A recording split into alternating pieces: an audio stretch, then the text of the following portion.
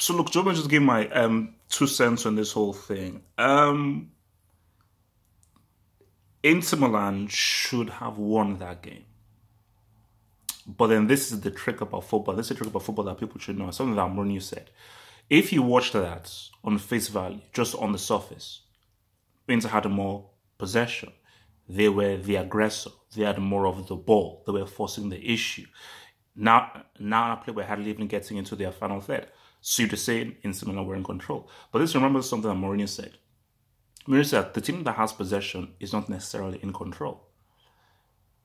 Sometimes the team that is defensive, sitting back, holding down the team, can also be in control. So in Gattuso's mind, for his game plan, they were in control. Because they were like, they'll keep coming. We will catch them on the break.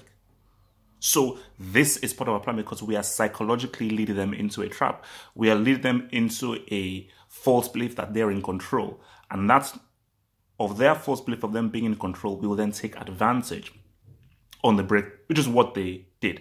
Ospina, I don't know if he breaks with that Eriksen corner kick, but what an amazing throw-in.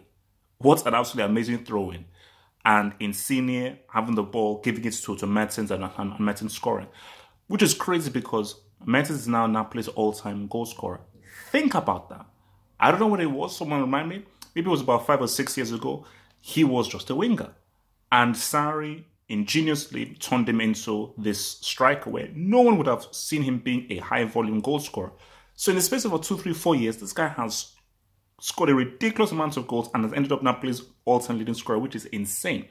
So that in itself is amazing. But you have to give credit to Gattuso because, even as I was watching the game, I was like, Napoli, they lack that kind of nice, good passing and nice, quality, attractive football that you saw them play under Mazzarri, Sarri, and Ancelotti.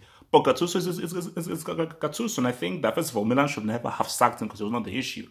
But he has his game plan, he has his belief, and at the end of the day, his team won the game. His team won the game. Well, they won the tie. They won the tie, and they're through. And they did it without their best player, Fabian Ruiz. Well, one of their best players, Fabian Ruiz. But and for Inter Milan, I just think it's a case of where, first of all, I do believe that Lautaro Martinez still has the Barcelona thing on his mind. That is a player that isn't fully concentrating. And if Barcelona looks at that performance, then they'll be saying, wait, are you sure you wanted that dude? And I just think that, for Inter's point of view, you see I think they needed more from Martinez because he's so important to that attack and is important to really getting Lukaku to really say what's up. I thought Ashley Young had a pretty good game, but I just think they needed, when you're in that situation, you need an individual to stand up. And let's keep it real.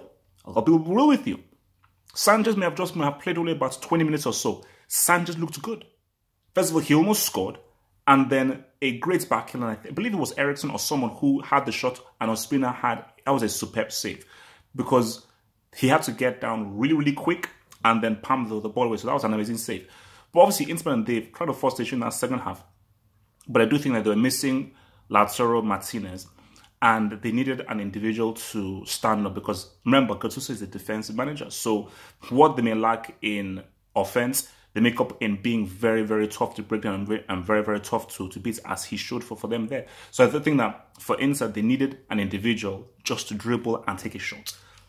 Forget passing. You need someone to try something imaginative, something different, and take the game by the scruff of the neck and step outside the paradigm. But look, man, it is what it is. Napoli-Juve next Wednesday. I'm not going to have to watch both games at the same time.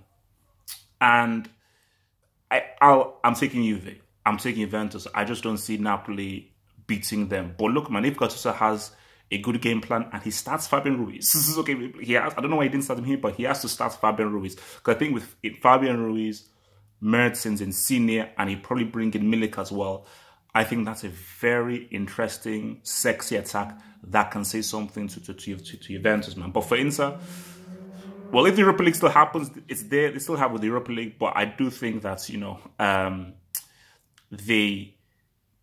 think Brozovic needs some help in that midfield. And I also think as well, again, maybe I'm wrong, maybe it's the whole lockdown thing.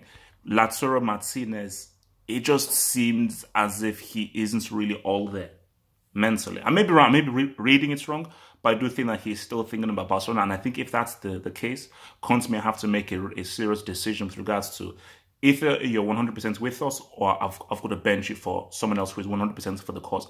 I bench you for Sanchez and maybe play Sanchez behind Lukaku and see how that works.